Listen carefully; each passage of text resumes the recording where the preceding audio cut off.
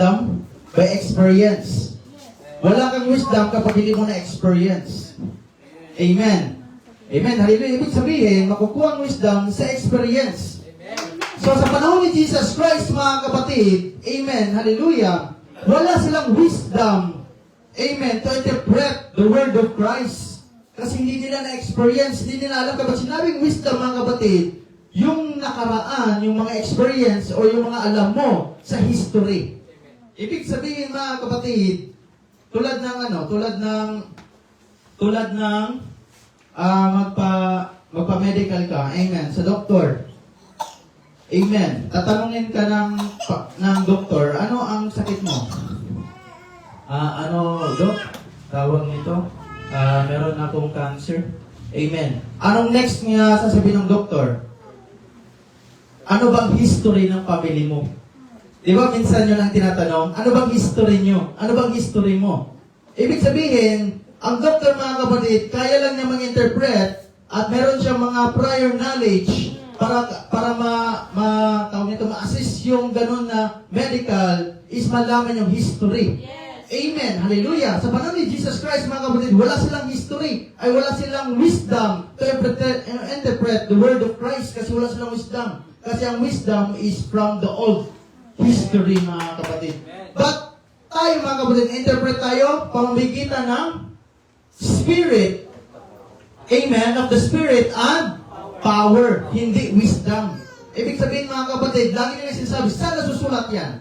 Saan nasusulat yan? Kinakalkal palagi yung Bible, saan nasusulat? Kasi wisdom, yung history, yung yung tinitignan nila. But tayo, mga kapatid, ay from Revelation.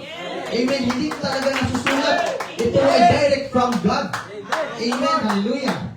Spirit and power. Doon tayo, mga kapatid, sa spirit and power. At ang aking pananalita at ang aking pangaral ay hindi sa pamamagitan ng panghikayat ng karunungan, kundi sa patutuo at espiritu at ang kapangyarihan.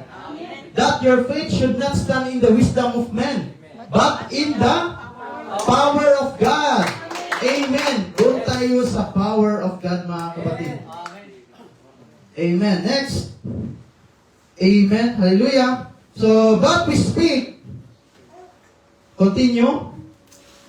That your faith should not stand in the wisdom of man, but in the power of God. Howbeit we speak wisdom among them that are perfect, yet not the wisdom of this world, nor the princes of this world, that come to naught. But we speak the wisdom of God in a mystery. Paano tayo mag-speak sa wisdom of God? By mystery. Ibig sabihin, mystery. Wisdom na nga, mystery pa. Talaga hindi tayo maintindihan ng tao.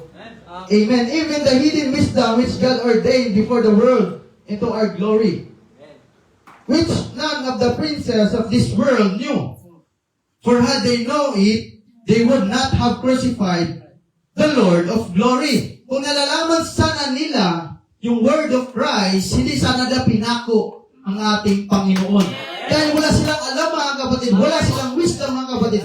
That's why, pinako nila ang Panginoon. Ganon din sa panahon natin, mga kapatid, tulad ng preacher ng ating pastor na nakaraang Sunday, indictment, I indict this generation for the second crucifixion of Christ. Tulad na ginawa sa panahon ni Jesus Christ, hindi siya naintindihan, that's why pinako na lang nila. Ganon din sa panahon natin, hindi na tinanggap, mga kapatid. Sabi ni Christ na kung hindi kayo maniniwala na ako siya, amen, you will die of your sin.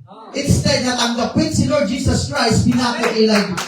Ganon din sa panahon natin, maraming nagpako kay Kristo. Kasi wala silang wisdom, amen, to interpret the word of Christ. Kasi hindi nasusulat.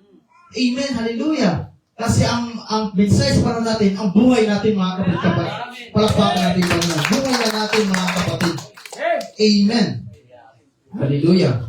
Sabi nga sa verse, mga kapatid, ito ay tinago sa mga karunungan at mga prudent person. Kapag sinabing prudent, yung mga taong laging nag-iisip ng future.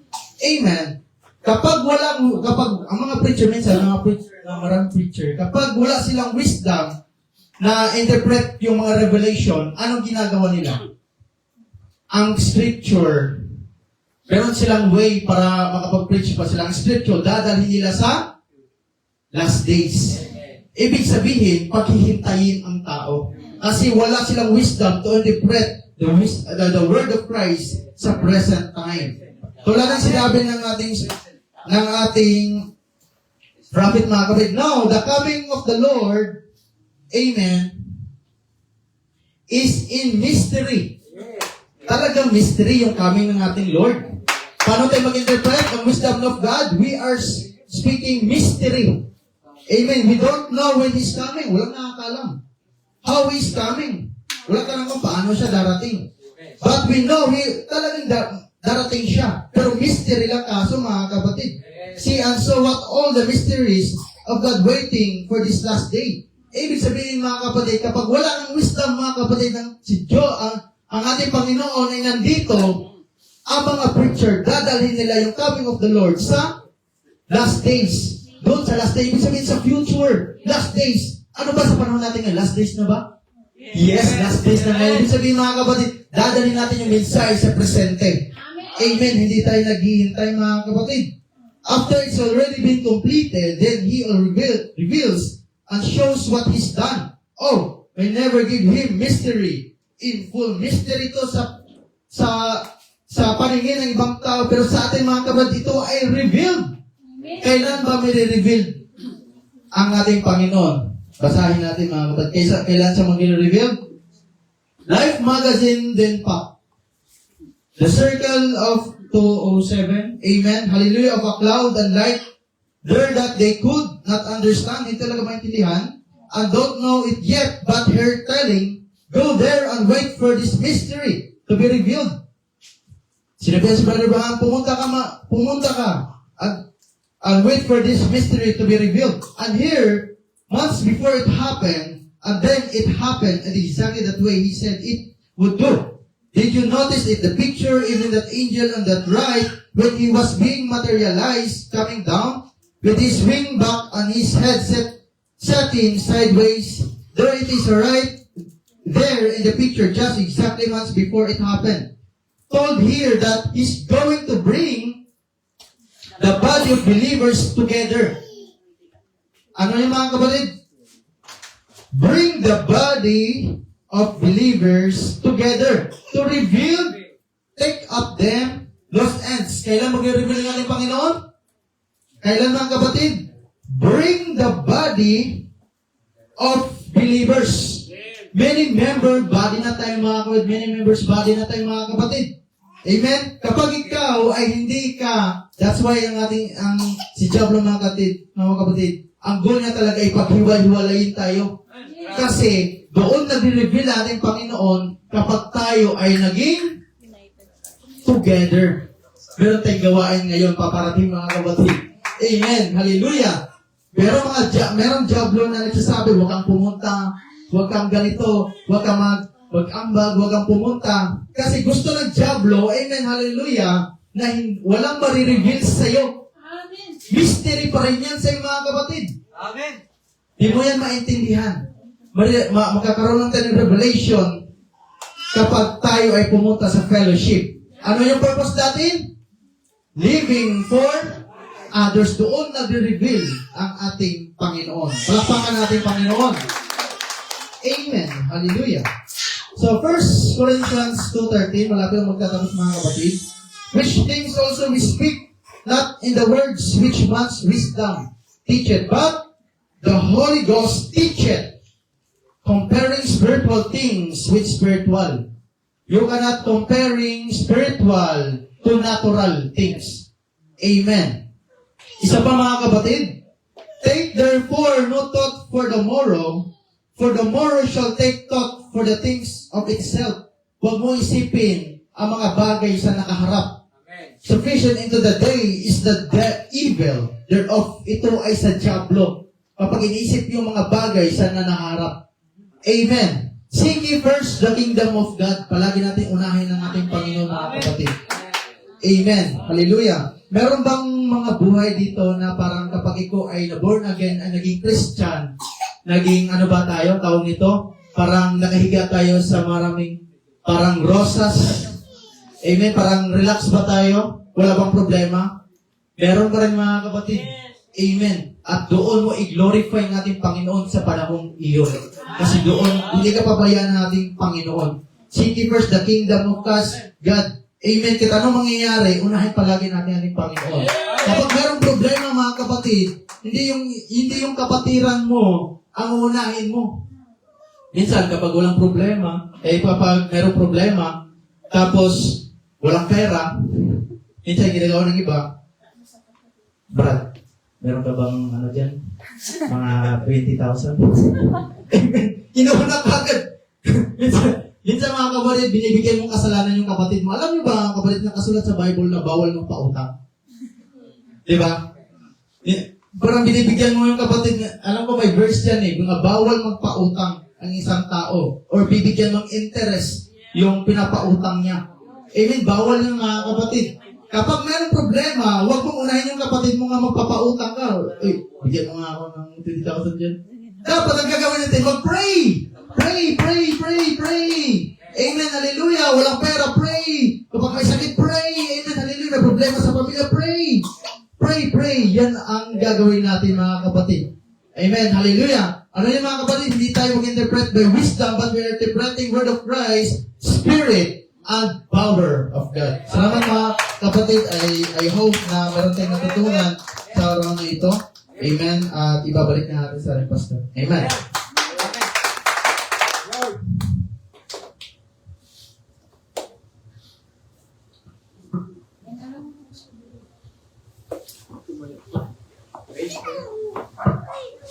Yung po nabanggit ni Brother Jerry na may purpose sa bawat bagay, may dahilan ng Diyos. Amen. Bakit ka lang dito? May dahilan. May nangyari sa iyo, may dahilan sa iyo. Amen. Dito po sa ating sa ating babasahin. Romans 8:28. We know that all things work together for good to them that love God, to them they call according to His purpose. Dahil sa kanyang may dahilan ang mga bagay na nangyari. It is much easier and profitable for you when you just cooperate with Him. So, ang lang, pag dumarating na po yung mga nangyayari, kasi tingnan niyo po, may mga basahin po ito, ni Paul, sa 2 Corinthians 12, 7-10. Mas matindi po ito. Kesa doon sa mga, kung meron man tayong nadadaanan na trials. Sabi po sa 12:7, unless I should be exalted above measure through the abundance of the revelation. Kasi si Paul po ang sumulat ng Second Testament. Ngayon, para hindi makapagyabang si Paul, sabi niya rito, there was given to me a thorn in the flesh, the messenger of Satan, to buffet me, lest I should be exalted above measure. For this thing I besought the Lord thrice. So, pinag-pray niya ito ng 3 beses. Okay?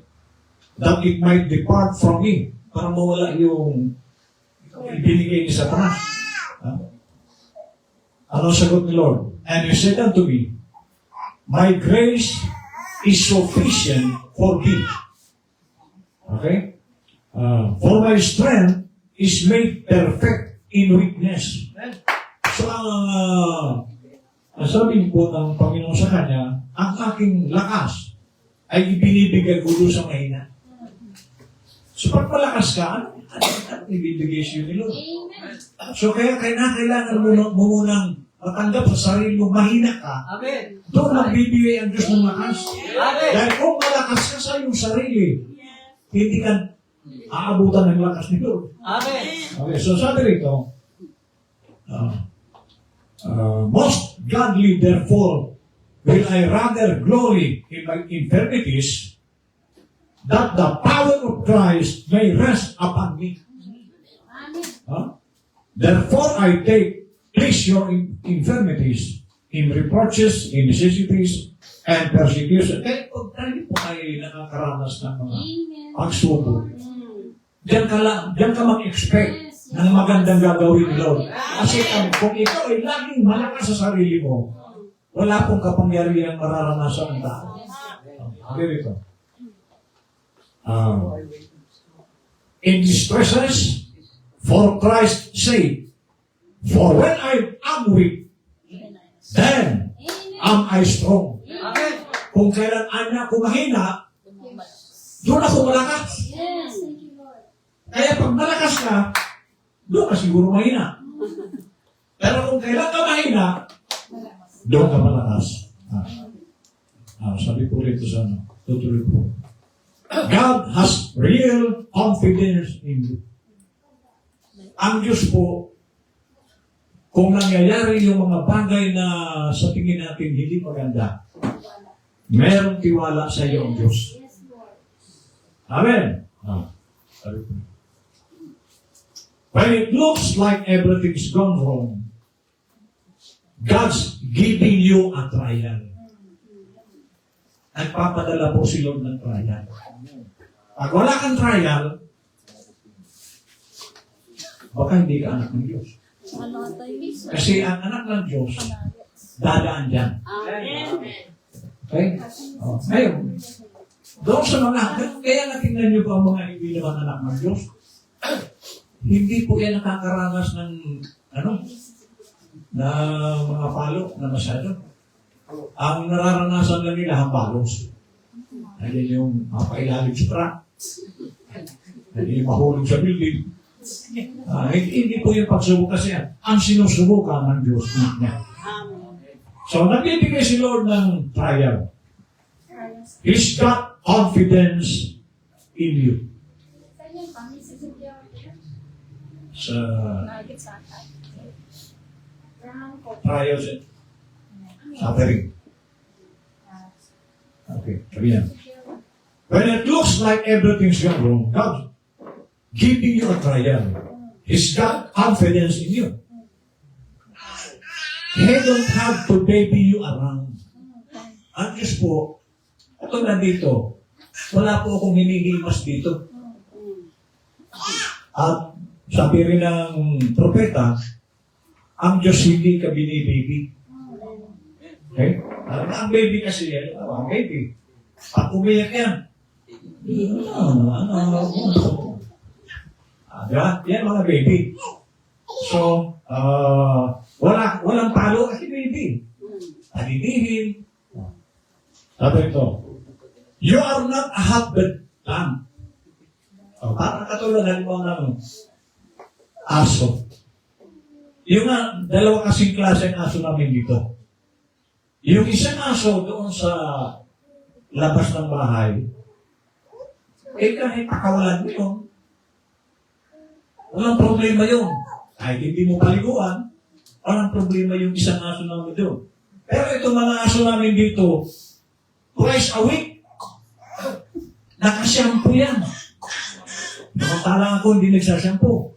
Pero yung mga aso nakashampoo. Kasi, hotbed na, kumbaga sa halaman, ay alagayin siya. Okay, so dalawang klase yan. Ang Diyos po, ang Kristiyano, hindi niya itinuturing na ganyan, na laging inaalagaan. Gano'n pa rin ba tayo? Alagain? Ay, ano sabi ng prophet, ang Kristiyano po ay rugged. Right. Anong rugged? Kahit siya mo yung dalhin, pwede. Amen. Yan pong rugged. Okay, sabi rito. You are not a hotbed plant hybrid. Yeah.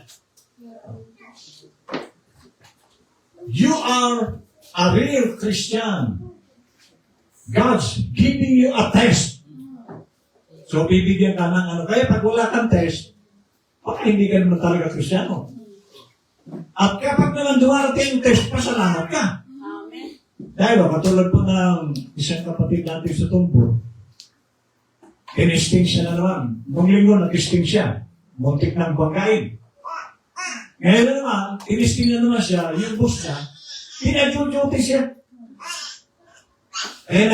Ano na siya ng desisyon niya, na pag ako tinanggal yung boss, pag hindi ako dumuti na ano ang boss namin, mag-resign ako. Dahil mahalagaan niya sa akin ang Sunday. Testing po yan. Lahat tayo, testing nila. Kumusta pag Sunday? Ano ang isip mo? Hello? So, ako yung mga sa kapatid nito sa tumbo. Kasi, mahalaga rin sa kanyang hanap buhay. Amen. Siyempre, pamilyado ka, mahalaga sa iyo ang pamilya mo, ang hanap buhay mo.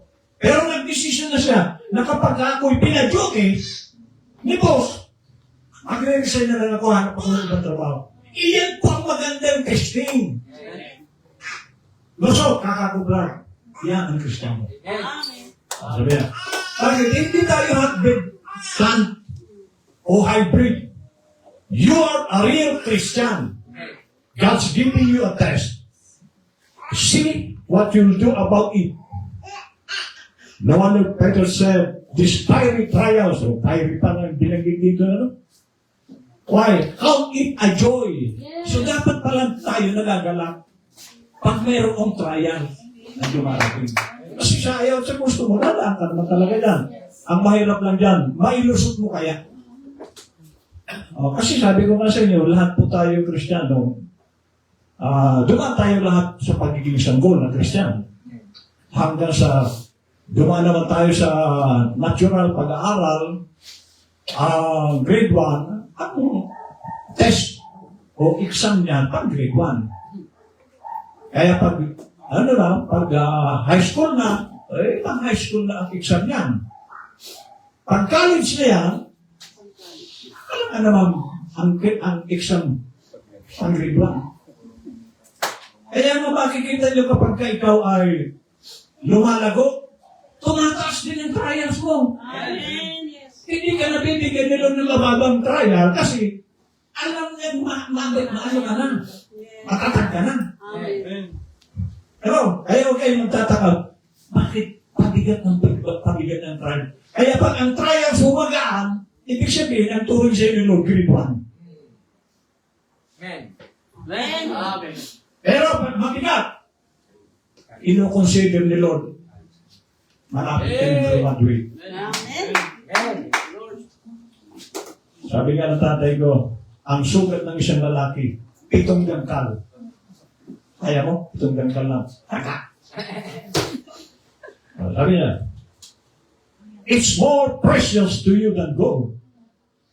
And many times we have in soul and hope, oh well, if I just, well, that something God give you to overcome you. Binigay pa yan pala ni Lord yung trial para i-overcome mo. Hello? O kasi, tingnan nyo. Isa sa napansin ko sa dito sa YouTube. Pag nagbukas ka ng isang dyan, sunod-sunod puro ganun. So makikita mo kung ano ang talagang nilaman ng isip mo. Iyan din ang iano sa inyo sa panas. Hello? Kaya nga marami pong nabibigatan sa hambalos ni Satanas. Kasi doon nakikita ang kahinaan mo. Doon ka mahina. Kaya saan ka ba mahina? Doon ka laging titigtigin ni Satanas. Hello? At tama ba mali? At hanggat hindi ka nakakalusot yan, hindi ka natitigilan. Amen. Kaya kung gusto mong makawala ka na dyan, sabi ko nga sa kausap kanina, Brad, isang yung indikasyon yan, titigilan ka na ni Satanas dyan. Kasi alam ni Satanas ang yung pa-absinin ka. Bibigyan ka ng boss mo ng nagtrabaho, kahit linggo. Mga kapatid, isang napakalaking kasalanan na yung araw ng Diyos kinukuha mo. Laking kasalanan. Bakit? Biro mo, 6 na araw na binigay sa iyo ni Lord. Bakit ba naman yung nag-iisip para kay Lord? Kukunin mo ba? Hindi pa kasalanan yan. Sabi rito, God give you to overcome. He knows you will do it. Ayun. Kasi may tiwala na sa iyo si Lord. Alam niya na ma-overcome. Ito, ulitin ko lang po. Yung kwento ko nung Sunday. Anak ng pastor na matay. Linggo. Sabi nung pastor, mag-bihis na kayo. Patay, sabi nung medyo, patay ang anak natin. Dadalo pa ba tayo? Dadalo tayo. Iyan ang desisyon ng Kristiyano. Iniwan nila yung bangkay. Anak! Linggo. Dumano sila. Walang magsasalitang patay na ang anak natin. Service sila. Parang walang nangyari. Praise and worship, Sunday school, divine service, hanggang natapos. Nung tapos na, doon pa lang sinabi ang totoo. Kaya, uwi sila. Sumama yung ilang libro. Giiyakan. Hello? Ay pagdating nila sa pintuan, sumalubong yung namatay. Iyan po ang himala ng Diyos. Ang Diyos gumagawa ng himala kapag tayo yun para kay Lord ibinibigay natin. Ang himala ang mangyayari sa isang tao na yung para kay Lord kukunin mo ba? Walang himala. Kaya marami pa ang bagsak pagdating sa trials. Dahil mas mahalaga sa kanila sarili o anumang bagay. Nasamantalang sabi ng prophet sa Victory Day, binigay sa iyo nila ng trials para i-overcome mo. Next. You mustn't question anything to God. Huwag tayong magtatanong. Pag may dumarating, huwag ka nang magtanong. Amen. Sabi nga ni Brother Gerald, ang kaaway natin dito, hindi si Satanas. Yes. Si Satanas, pag nag-desisyon ka, wala mo magagawa yan. Ang tanungin mo yung sarili mo dahil ikaw mag-desisyon. Amen. Kaya sabi, huwag ka nang magtatanong sa Diyos. For the footsteps of the righteous is ordered of the Lord. Amen. And every trial is put upon you to prove you. So, bawat pagsubok, kaya ibinibigay ni Lord sa iyo yan. Para meron kang patunayan na lahat na dumarating sa iyo, kaya mo. Kasi mga kapatid, doon sa langit, ang makakarating lang doon yung overcomer. Amen. At sabi nga ni Gerald kanina, kung predestinado ka, galing ka na roon. Wala kang namang ibang pupunta. Pero, alalahanin natin si Satanas galing din doon. Pero hindi na siya makakabalik. O si Lucifer, nagkaroon yan. Pero hindi na siya makakabalik. At tayo, sikapin mo makabalik. Kung nagkaroon ka man. Ang sabi niya,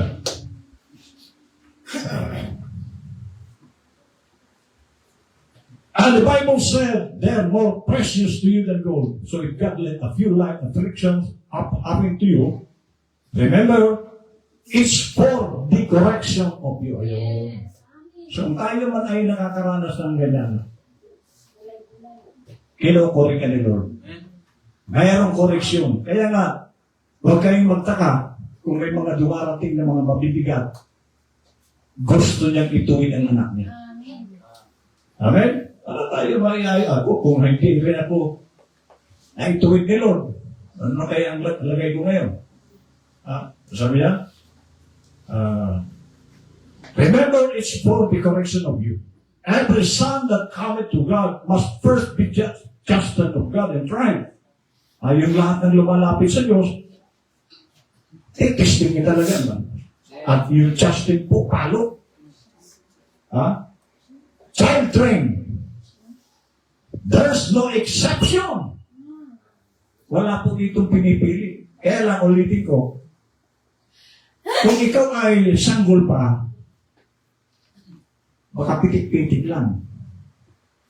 Pero kung ikaw ay matured na, mabigat ang pagsubok mo. Okay? There's no exceptions. Every son that cometh, and these afflictions are done or brought about to see what attitude you take by you. Kaya dumarating pong pagsubok para makita sa atin anong reaksyon natin pag dumarating ngayon. Tayo ba yung murmurer? Ang reklamador? Pag dumarating, akala ko pa naman, pagkabunan nila, ang buhay. Hindi po gano'n. Sabi nga ni Barang Gerald kanina, tayo ba'y tinawag ni Lord para humiga sa mga puro rosas? Bed of roses? No. Tinawag tayo ni Lord para bigyan ng pagsubok. Akala natin tinawag tayo ni Lord puro hayahay. Maraming hayahay. Normal lang yun. Pero tinawag tayo ni Lord sa isang dahilan. May mga bagay na dahilan si Lord. O, si Paul nga, di ba? Binigyan siya. Alam niyo kung ano ang sakit ni Paul? Si Paul, may nabuhay niyang patay. Si Paul, maraming sakit. May sakit, gumaling sa prayer niya. Pero siya, may sakit. Glaucoma ang sakit ni Paul eh. Hindi man binanggit. Pero kaya ko nasabing glaucoma, kasi minsan sumulat siya sa mga kapatiran, nalimutan ko ano din yung salamin ko. Siya, dito sa salamin si Paul.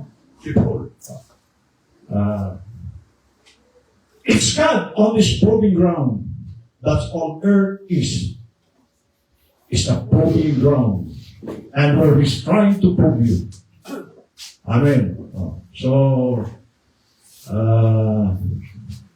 sana po lahat tayo matuto tayong maging overcomer. Kasi lahat po tayo dadaan. Sabi ko nga, si Brother Pacifico bago lang. Brother, marami ka pang dadaanan. Maski si Brother JR, marami ka pang dadaanan. Ngayon, patunayan niyo kay Lord, kaya niyong magtagumpay. Amen. Kasi hindi naman makukuha sa, pag ikaw ba'y pagbubuksing, champion ka agad. Meron ka ganun? Nag-boxing ngayon, heavyweight champion na? No. Dadaan ka muna sa curtain racer. Ay, ang mga boxing dyan sa mga ano. O hanggang sa na-develop na. So maraming dadaanan ang boksingero bago maging champion. Ganon din ang Kristiyano, marami po tayong dadaanan. Ngayon, patunayan mo kay Lord, isa kang overcomer. Amen. Kasi tayo sinusubok tayo, katulad ng yung araw ng linggo. Mga kapatid, kahit anong mangyari, huwag natin ibibigay kay Satanas. Once na wala ka rito araw ng linggo, si Satanas ang sinunod mo. Lahat ng bagay pwedeng mabigyan ng solusyon. Ayun nga, patay yung anak niya. Nakarating sa church, buong pamilya. Hindi nila ginawang dahilan na may patay. Tungkulin nila ng araw ng linggo para kay Lord God. Kaya pag hindi ka nakarating ng linggo, na magagawa mo naman ng paraan, ibig sabihin, talunan ka. Bumagsak ka sa trial mo. Amen. Huwag natin pong babaliwalain itong araw na ito. Kay Lord po itong araw na ito. Hindi mo ito araw. Araw ni Lord ito. At ito isang testing sa isang Kristiyano kung sino ang masusunod sa kanyang buhay. Sarili pa. O ang Diyos. Lahat po tayo. Amen. Tulad po ng madalas ko sabihin sa kami ni Jackie noon mula sa Alaminos. Every Sunday nasa Manila kami. Kami umaga sa Alaminos service. Pagdating ng alas 12, luwas na kami Manila. Bakit? Mayroong gawain pa doon. May church tayo sa Manila noon. So, hindi po natin pwedeng idahilan kung ano mang dahilan meron tayo. Ang araw na ito ay Lord ito. Pag kinuha mo pa itong isa kong magnanakaw, bakit magnanakaw? Kinuha mo yung kanya eh. O di magnanakaw ka. Pahalagahan po natin ang araw na ito. Amen! Amen. Hello! God bless.